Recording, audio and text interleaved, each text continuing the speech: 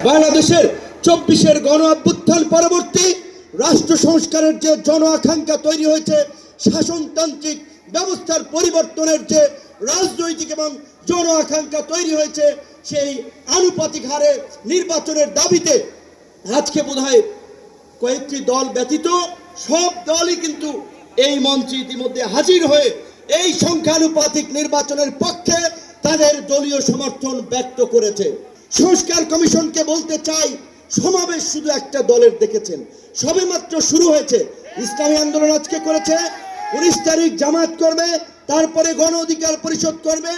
রাষ্ট্র সংস্কার এবং জন আকাঙ্ক্ষার বাস্তবায়নে সমস্ত রাজনৈতিক দলগুলো জনসমাবেশের মাধ্যমে এই সরকারকে তাদের সমর্থন দেখিয়ে দেবে। কোন দু একটি দলের উপরে ভিত্তি করে দু একটি দলের কথায় সংস্কারের নকশায় পরিবর্তন আনা যাবে না। আমি সংস্কার কমিশনে বলেছিলাম, দেশ স্বাধীনের পরে ডক্টর কামাল হোসেনরা বলেছিল আমাদের নেতা শেখ মুজিব, আমরা তো তাকে দেখে সংবিধান নির্মাণ করেছিলাম, রচনা করেছিলাম তাকে এম্পাওয়ার করার জন্য।